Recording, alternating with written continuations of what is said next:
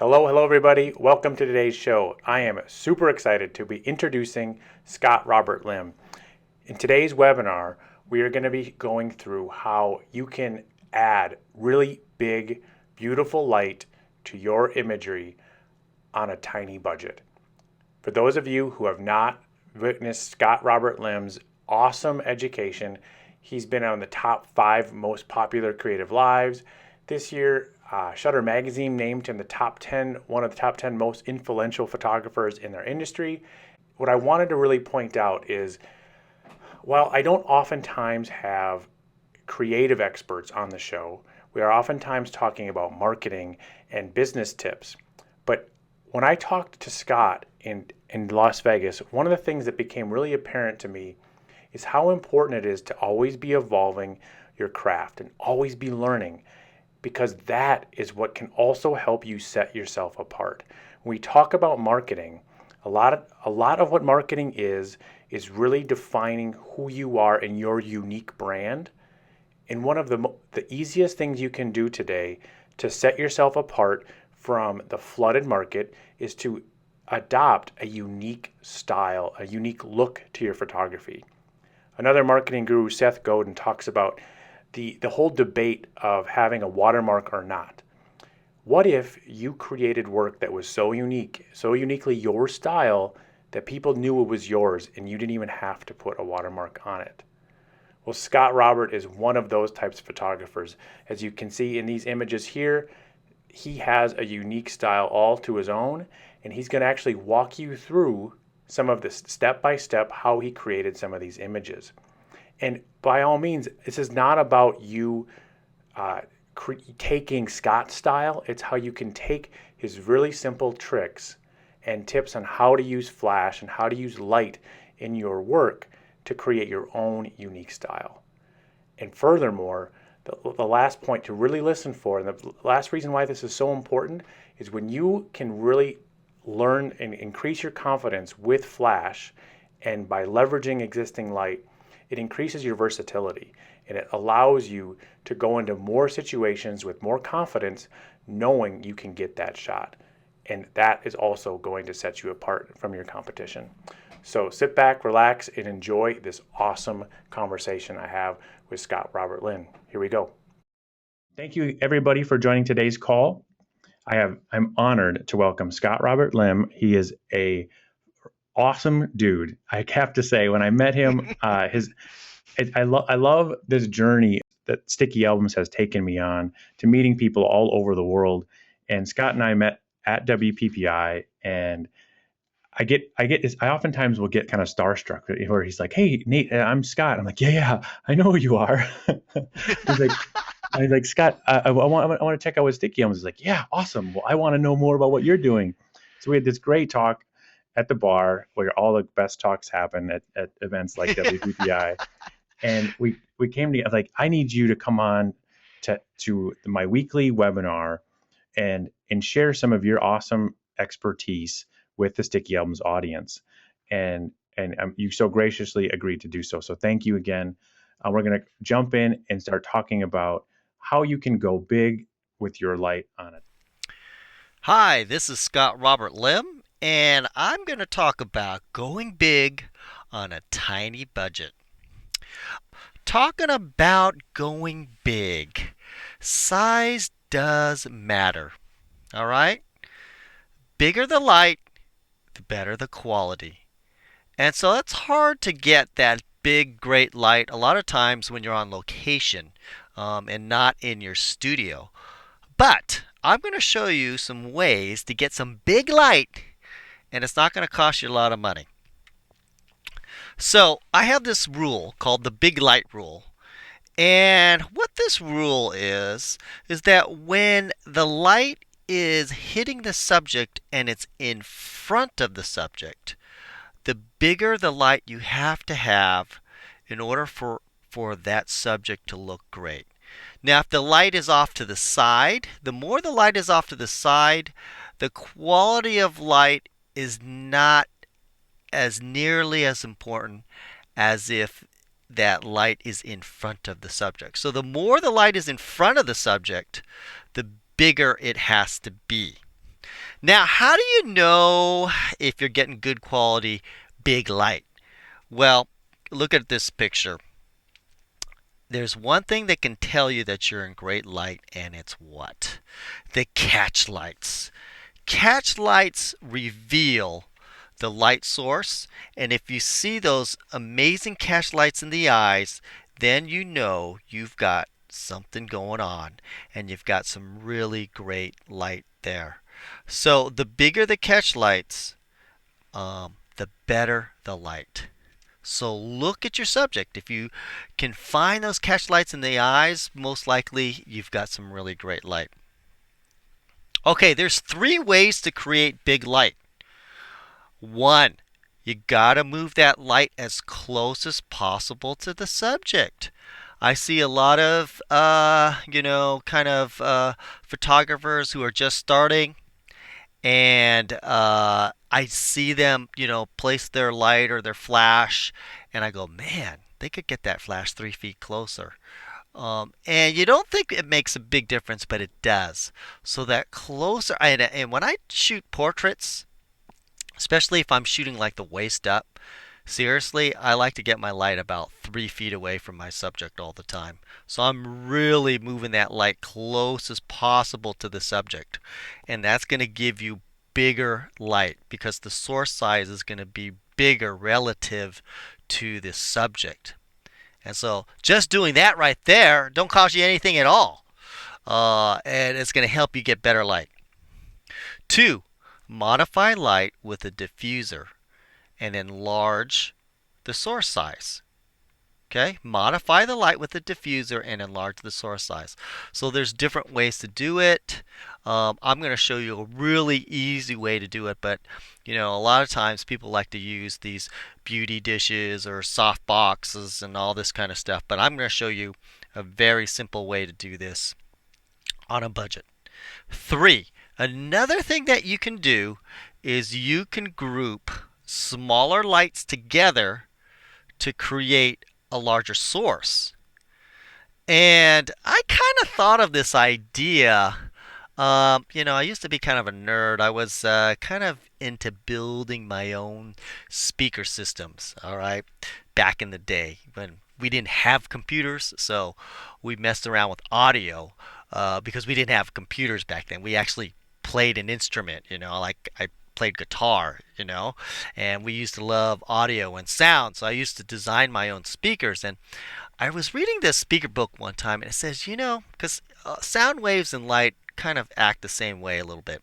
And he said, well, if you're on a budget, sometimes instead of getting a 12-inch woofer, why don't you get 2 6-inch woofers and put them together, and then you'll get the same kind of sound. And so I started thinking about that. It's like, yeah, what happens if I put more flashes together?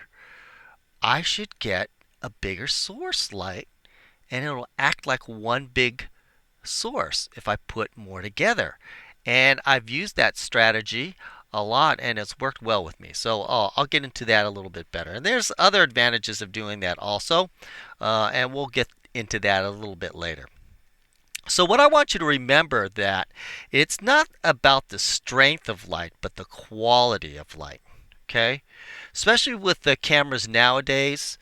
Cameras, you can shoot at any ISO now, right? You can shoot at regular 1600 ISO, 3200, even 6400, and it's no big deal. So we don't need a whole lot of light to get into our sensor to take a picture. We just need good quality light, and that's going to make the difference. Okay, so let's look at modifying light with a diffuser and enlarging the source size. And what I love to do, my favorite method, and it works and it's fast and it's easy, is to shine a video light through an umbrella. This is the easiest method to create amazing light. Now look at this. Now look to your left, that little tiny video light, okay? That's a small source size. When I shine it through an umbrella, look how big the light source becomes. It's huge.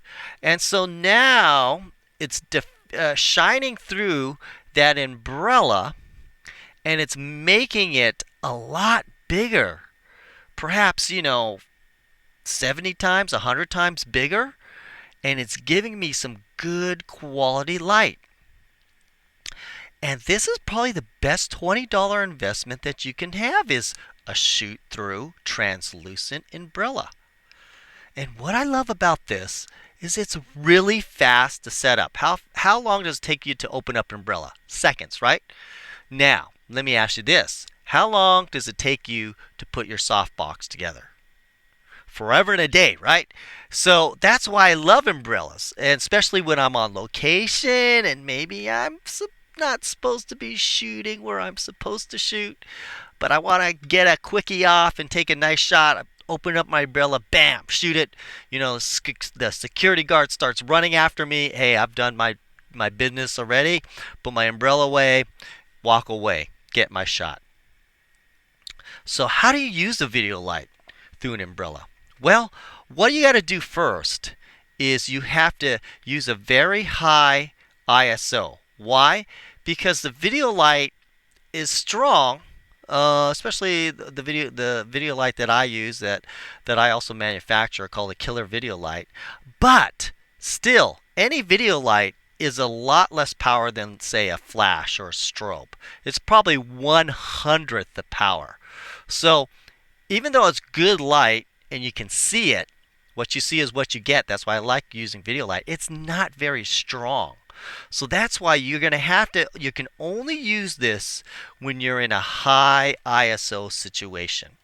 And what I mean by high ISO is starting at 800 usually and above. A lot of times when I'm shooting video light, I'm like at 1600, sometimes even 3200. So you have to use high ISO. Sometimes the crop sensor, the 1.5 times DSLRs might not be able to handle this type of technique. So, it's the full size sensors that have the lower ISO noise, which works better. But I recommend people go to full size sensor, 35 millimeter sensor as soon as possible, because you're going to be able to get the lower ISOs and do techniques like this. Okay, so what you do is you set the background exposure first. Okay, and so in this particular case, I'm underexposing the background. Look at, right? Because I like when I underexpose something with lights like this, I get a nice drama, a contrast of exposures between dark and light, and I love that drama. But of course, if I underexpose the background, my subjects are going to be underexposed, and that's what you're looking at right now. You're going to add video light to taste. So I'll turn my video light on to full, shine it through my umbrella, and I can control the light by distance. So if I want the light stronger, I move the umbrella closer. If I want it less, I move it farther away. Another thing you got to do is watch out for your shutter speed because it's constant light. So you got to make sure you're not shooting at a low shutter speed. Now, I kind of got lucky in this case because in this particular photo, I'm shooting at 1/25th of a second. Okay, and I have image stabilization on my camera. So any lens that I put on it, I get image stabilization. So that's why I was able to get this. But in general, what I should have done, if you look at the settings of this on the lower left, you see the settings of my camera. I would have put my ISO to 1600. And that way I could raise my shutter speed to 1/50th of a second. And that I would have been a lot safer in that case. But I wanted to, I didn't want to push it, so I used ISO 800 here at 25th of a second. And I brought my video light in through the umbrella, and look at this. Bam, that's the shot. Okay? So set your exposure, background exposure first, and then bring your video light and see all that coverage I'm getting on that when I shoot through that umbrella. I got beautiful even light all the way across, and I love this technique. Here's another technique I used when I had a lot of light in the room. It wasn't real dark, so I only was at ISO 400. I was also shooting very fast at f2. So if I was shooting at f2.8, this same exposure would be if I was shooting ISO 800. But I was using a very fast lens here, and this is what I did. See the catch lights in her eyes? Um, and here I was using, again, video light through an umbrella. Sometimes what I like to do is use my big boy bar and put two video lights together, so I've got extra juice just in case. You can use one video light, but it's always nice to have a little extra power. Us techies kind of just like that. It's like driving a 500 horsepower car. You're not going to use it all the time, but it's just nice to have. And so sometimes that's what I do is I put two video lights in there, and I got plenty of juice to go. Here's another situation where my main light was the video light. And here's another little tip. Always point the nose towards the light source.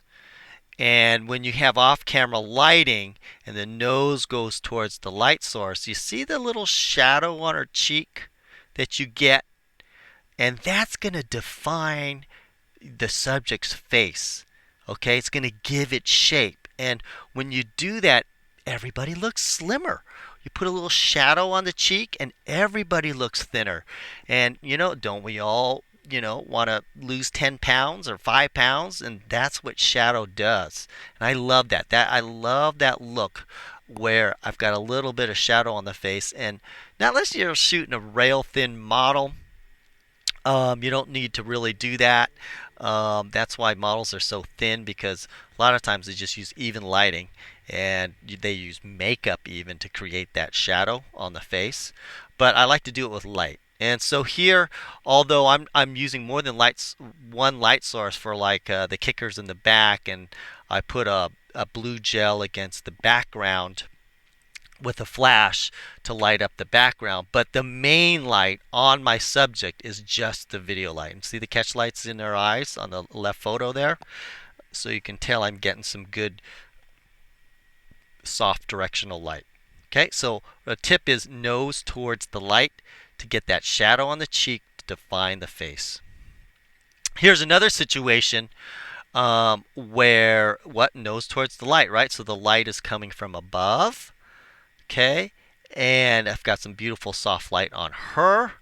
And then what I did was I put a flash in the background to pretend it was the sun, put an orange gel on it, and fired it back at her. But it doesn't really matter what that light in the back is, as long as you've got the right exposure for the front of the subject, for the main light on the subject. You can do whatever you want on the back light.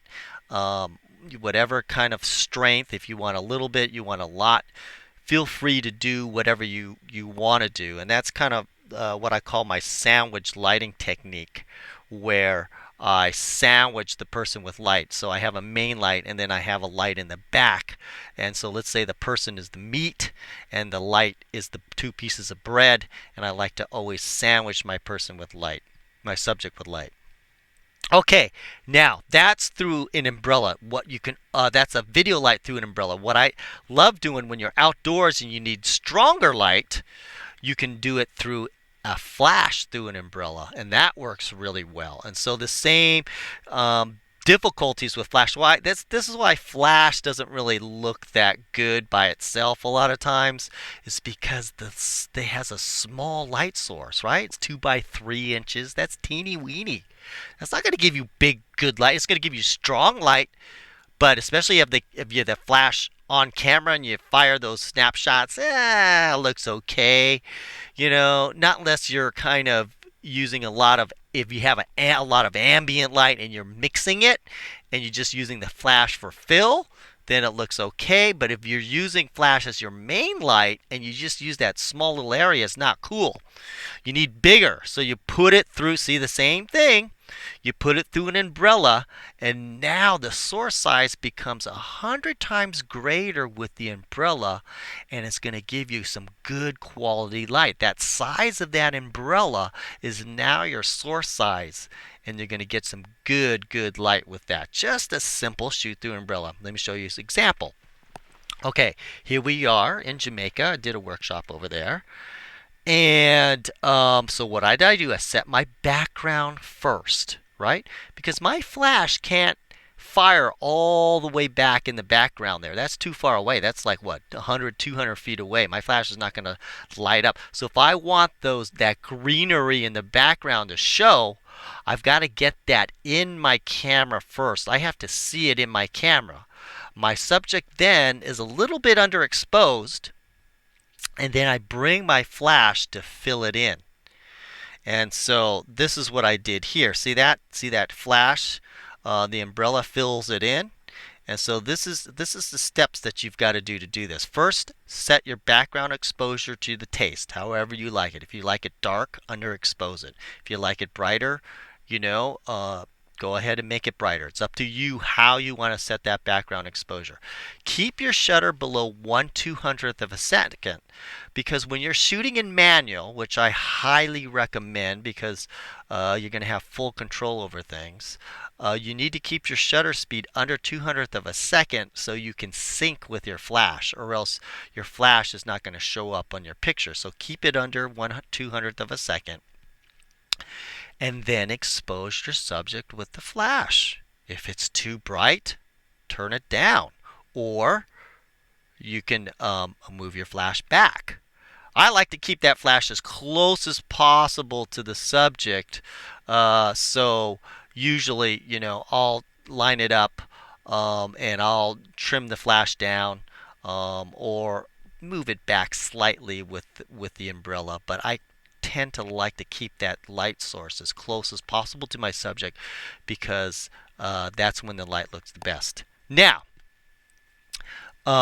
you got to remember, when you add an umbrella, you're going to lose 2 stops of light. So you have to compensate for the umbrella. And I have this chart, which I'm going to give you. And this chart, it's the next slide. And you can, if you download my slides, you're going to get that. And then you can copy it into your photo album or wherever and refer to it. And so how this guide works is you put your camera's ISO, you look at your camera ISO, and you look at your f-stop, and then it tells you your flash power at about 6 feet away. So look at this. Let's say that I took this shot at f4 at ISO 400.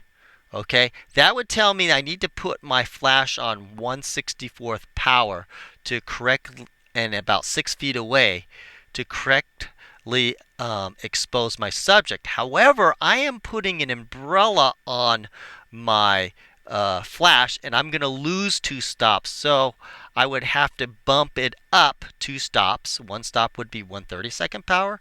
2 stops is 1/16th power.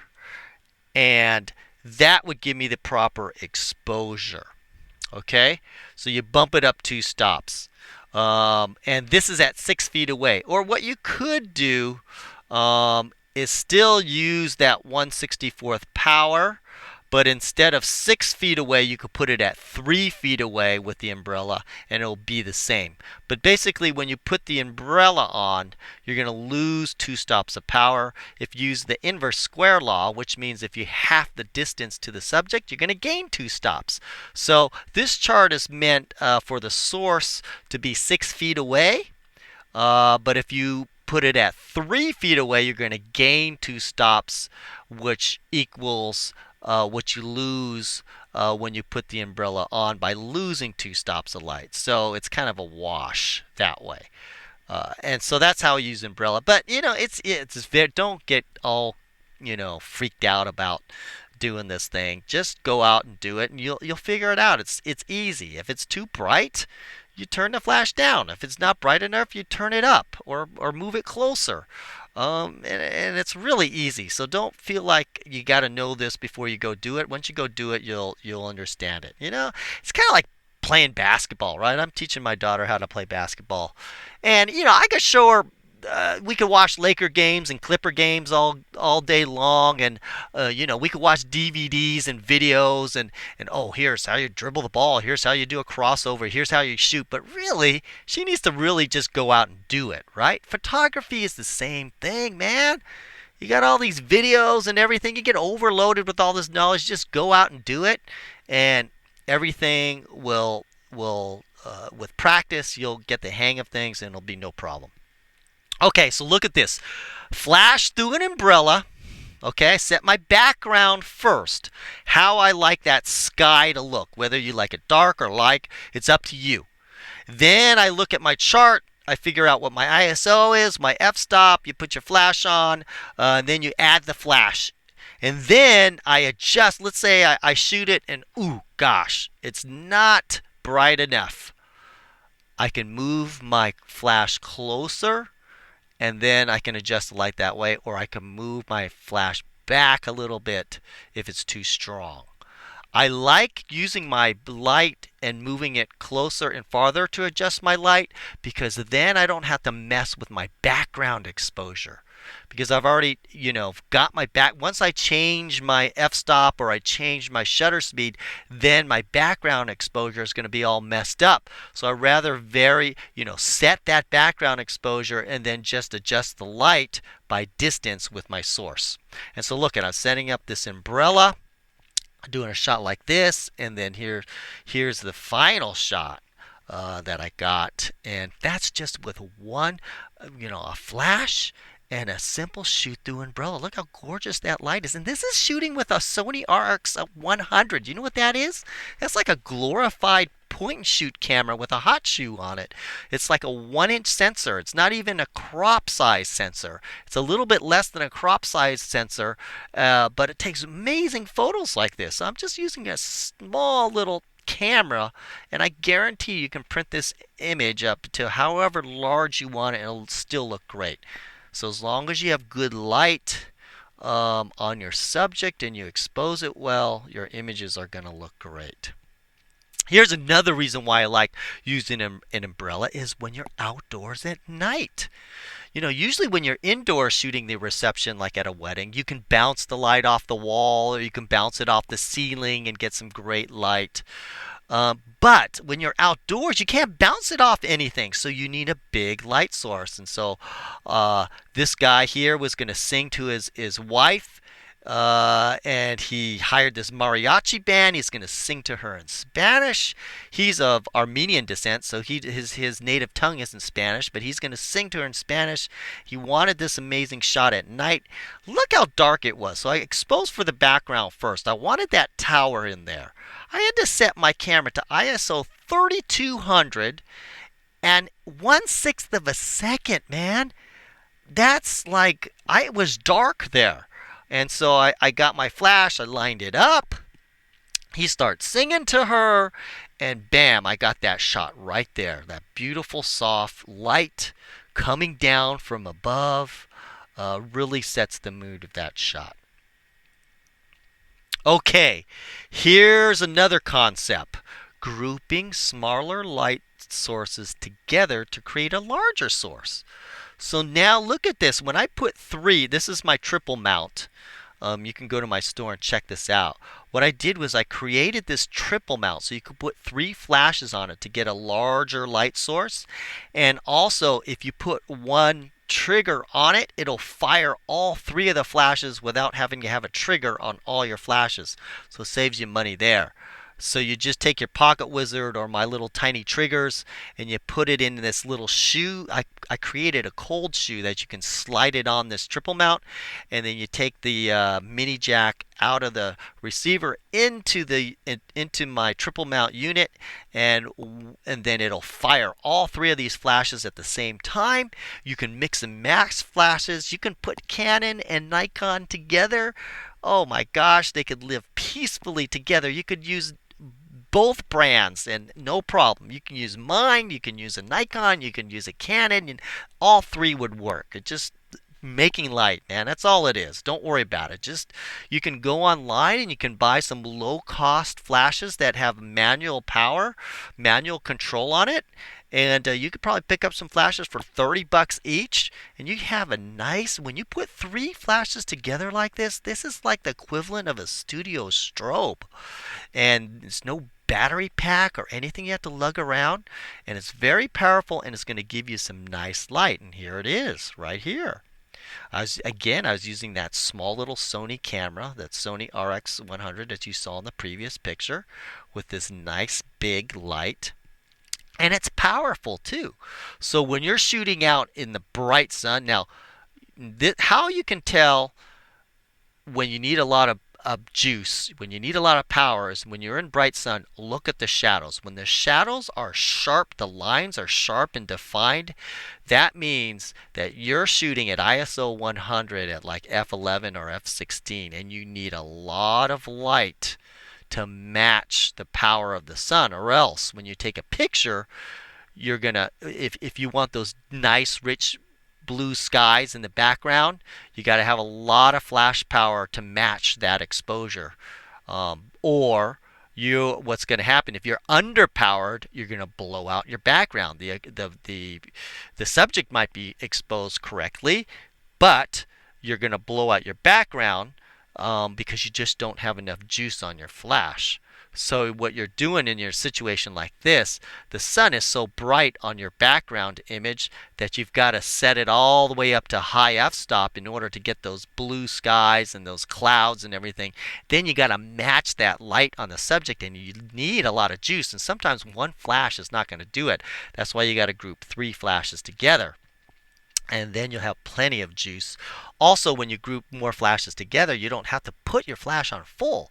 You can put it on quarter power, and then that's why I don't use battery packs. It's because when my flash is on quarter power, 8th power, 16th power, it recycles immediately, and so that's why I never use battery packs.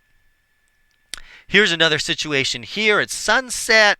The sun is actually, this is in Jamaica, and the sun is actually setting on the other side. So we're not getting a sunset. But gosh darn it, I came all the way to Jamaica. I want that sunset look. So I get my triple mount out with my flashes, and I create my own sun, and I get a shot like this. Okay? Nose towards the light. I am exposing towards the background first. I get the background how I want it, and then I just add flash to fill it in, nose towards the light, and see that shadow on her cheek. I could divine her face there. Then also I get shadow across her dress. If a bride is wearing white, you're not going to see any detail, not unless you see shadow. And that's what you got to do here, and so that's why you see a little bit of that shadow there to create the detail and the shape of her body. Here's another shot where I flip the flash around the other way. You see, nose towards the what? Light. So you got a nice shadow on her cheek there, defining her face. I'm having her casually walk, and then I'm firing with that flash. It looked like the sun is shining right on her face, creating the sun. And this is just with the triple mount, giving me nice, big, powerful light. Okay, so there's advantages of grouping flashes together. One, you're going to get a larger light source, which I talked about. Two, you're going to get higher power. You know, like I said, when you put 3, 4 flashes together, it's like a studio light out there with you. 3, it's wind resistant. Have you ever gone out there with like an umbrella or a softbox on a windy day? Oh my gosh, you're fighting it. A lot of times when I use just group flashes together, I could put it on my stand. I put it in the water. I just leave it out, and the wind is gusting and blowing, and it doesn't blow down my stand, and that's very nice. So you don't have to worry about that. So it's wind resistant. It's portable. You can do it anywhere. You don't have to plug in anywhere. You get some portable, powerful light, and it's cost effective. All right. Like I said, you could just grab inexpensive flashes. Like my strobies are like, $139, and you can put those together and get some very powerful light because you're manually controlling your light. And you just get any manual flash out there, and it will work. The problem with the older flashes, although you can go out there and get some Sunpack 383s, and probably get those under $100 or so. But the problem is that the flash power doesn't go down. It only goes down to 1/16th power. And back in those days shooting film, nobody shot at ISO 1600 or high. So you didn't need your flash power to go low. But now, because we're using high ISOs, you need your flash to go down to at least 1/64th of a power. That's what I'm recommending. Okay, so let's do a little review here. Let's see, did I go over that? Yeah, cost effective. Okay, creating big light. One, move the source closer to the subject. Okay, that's going to give you better light. And I suggest that you even try it. Try it with your flash. Try putting your flash, say 7 feet, 10 feet away from your subject. Fire it, get a good exposure. Then move it up close and drastically lower the flash power and put it like maybe 1.5 feet away from the face of your subject and then fire it. You're going to find that even you're going to see a big difference in that it's going to look softer with the flash closer. It's counterintuitive, but because the source size is larger when you put that flash close to your subject, the light is going to look softer, and you can get a good idea of what I mean by moving that light closer to the subject. Two, you got to diffuse the light with an umbrella. So it's a cost-effective way to do it. $20, man. You've always got it there. And if it rains, hey, you got an umbrella too. So, hey, it's not bad. You've got protection from the rain and you've got a diffuser at the same time. And also, I use that umbrella as a reflector too. And so now you got a pop-up reflector that works. So I'm maximizing that umbrella. I use it for many things, not just for diffusing light, but also as a reflector, grouping flashes together. Number three. And so I have some brackets that can do that. My big boy bar, the triple mount. If you go to scottrobertstudio.com, you can get all that stuff. Okay, I've also, hey, if you like this lighting workshop, this short lighting workshop, I've also got a longer, more intensive PDF ebook that I want to give you. Just text Scott Robert to 22828. And then you'll and give me your email. Just text Scott Robert at 22828, and then I'll make sure that you get that free Crazy Stupid Light PDF. And this is where you can find me on Facebook, on Twitter, and on Instagram, and all that kind of good stuff. All right. So, anyways, it was great. Telling you a little bit about my ideas on creating big light. Is very simple. I hope you've learned something from this, and let me see what you did with these Thank you ideas. so much. That was really good stuff. You are welcome. Awesome. First off, a lot of times I host videos that are around marketing and how you grow your business that way. But it's so important to also take time to hone our craft, to hone the artistic side of our business as a way to market ourselves, as a way to set your business apart from the competition. And by investing in yourself and in your own education, you are able to set your business apart from your competition by learning these simple techniques. This is not rocket science. I love the way you break down light uh, in such a simple way. Of it, yes, adding the other element can get a little tricky, and you definitely need to practice, and so you get that confidence there. But it's not impossible to get to start very simple and to create some really awesome images. And not only adding, I think one of the points I really took away today is not only does this help add a unique style to your work, a more professional style and look to your work, it adds to the um, to your ability to get shots that you otherwise just could not get.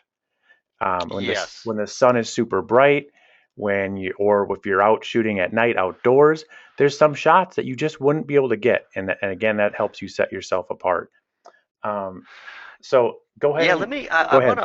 want to talk a little bit about what you said before about how to expand your business just actually by improving your skill, and I think that how you can dominate your area, your small little area that you're at by doing some marketing and things like that.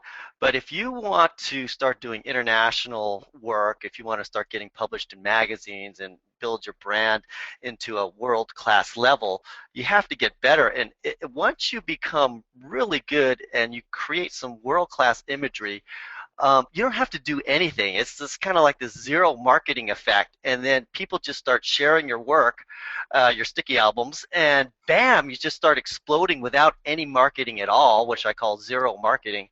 And that's really, there's just two things that I mean, that really helped my career. One was I just had a nice personality, and I liked people, and I got along with people. And two, really, I just wanted to hone in my craft and just be the best photographer and produce world-class imagery. And with those two things, I was able to build a pretty nice career. Yeah, that's huge, and I think that it's only becoming increasingly important that you advance your style and continue to evolve. Because as soon as you adapt a new style, um, every other people can do it too. And if you're not advancing yourself, your competition is. You've always For got to be looking sure. for the new style and the new gear. And also the second point that I really took away is there's I think one of the downsides of photography is there's an endless amount of gear. If you want to spend all your money on your gear, you can, but you've got to be conscious of the return you get on every piece of gear you invest in. You've got to really be thinking about it from what's the return I get. And the reality is, you don't have to break the bank to add this to your repertoire, to be able to shoot really good with flash, creating really big light. It adds to your versatility as a photographer and to your style. You don't have to spend that much money, which you in the past you may very well have. Yeah, I mean, that's why I wanted to create and manufacture all this lighting equipment that I use, because I wanted to provide low-cost solutions. I mean, you buy a flash nowadays, I think that Canon 600 is about 600 bucks for just one flash. I have, if you go to my website, I have this wedding photography light kit that I put on special. I think you get two video lights, two flashes, a whole triggering system, and all this kind of stuff for like 895 bucks. And so very inexpensively, you can outfit and have your entire lighting kit for not a lot of money, Yeah, for and less than a just use camera. $20 Yeah, that's film. fantastic. Yeah, Yeah, that's seriously. huge. Very cool. I love your passion for both education and your innovative spirit. I can definitely relate to that. I think when I was going through building my own photography business, I saw a gap like this. I think there's so many photographers are also entrepreneurs, and it's inspiring that you saw an opportunity to not only educate the other photographers, but then to bring an actual product to market to really fill that gap. It's silly that we don't need to spend $600 on one flash. That's just not necessary for most photographers. So I think you're doing Definitely. an awesome service, both with your educating and with these great new products that play well. They're not exclusive. Like you don't have to just buy your flashes to use your um, No. what was it called? The triple thing? What was the thing called? Sorry. Triple mount? There we go. It's It's pretty triple mount. complex. The triple thing. I love it. By the way, I wanted to give people a 10% discount if they want Perfect. to order some stuff. But just use the word triple mount in the when you check out, and you'll get Awesome. 10% off. Thank you guys so much for joining us today. For those of you that are new, haven't heard of Sticky Elms before, be sure I'll include some links in the email there as well. Um, I think that the way that Scott is using Sticky Elms is pretty innovative. It's what doesn't surprise me. He's a pretty innovative guy. For those of you that are new, it is focused on yes, you can do cool things like this as just like a digital business card, but the real purpose, or the first purpose, I should say, that is working really, really well, is just to take and make a small gallery of images from every shoot for each one of your customers as a thank you, as an incentive product, because as Scott was saying, word of mouth marketing is vital. Where you focus on your art and you let your your customers send you business. And by giving them all their own custom app of their images makes them even better at being your kind of word of mouth ambassadors. So stay tuned for more information on Sticky Albums. If you're interested, don't hesitate to send me an email at nate@stickyalbums.com. Let us know what you thought of today's call. If there's other aspects of photography you want us to do presentations on, I'm happy to chase down other educators in the industry as well. So, Scott, thank you so much again. I look forward to having you on in the future because I think we've just scratched the surface. And Yeah, definitely. Thank you uh, for having me. absolutely. If you want to wrap up really quick, I know you have some in-person workshops coming up as well. For those of you guys that want to really dive in hands-on and Yeah. go somewhere amazing, you've got I a mean, couple it's workshops coming interesting. up.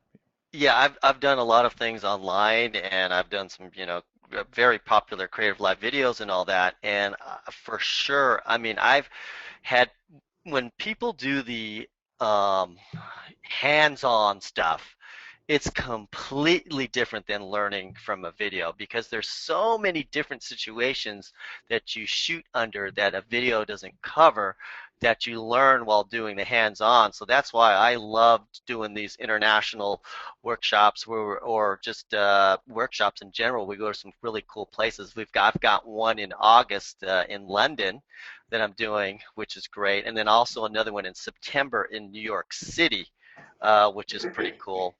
And we can go out in real situations, like, okay, what do you do? This is 10 o'clock at night, or this is in bright sun, or this is in a very dark room. And you get to see the way I think, what tools that I use. And I'm not kidding. I just go out with very minimal stuff, just my, $139 flashes and my video light and an umbrella, and that's all I use. And you can, firsthand see how to do this, and I think it will greatly help your progress in kind of honing in your skills doing these live shoots like this. Absolutely. Yeah. I think that a lot of my audience knows I come from a background in education. And while I Mm, love the internet, how it's enabling us to do stuff like we just did today, and if you really have the hustle, you can go out there and the discipline to go through trial and error. But if you can make it happen, there's nothing still that replaces that in-person experience where not only does it just accelerates the process, right? oh, When you have yeah, somebody else there, you're with a group of other learners, you learn from each other as well as learning straight from the source. for sure. I would say, 10 times the speed. Yeah, It's right. it's it's really And it's a valuable. blast. Wow, what an awesome excuse to go to London or to go to New York City. Yeah, yeah. Very cool. Well, let's wrap up. Scott, thank you again tremendously. I really appreciate it. Everybody stay tuned for follow-up emails with additional information. Everything we've talked about in today's call will be delivered to you as soon as possible. Thank you so much. Have a good rest of your day.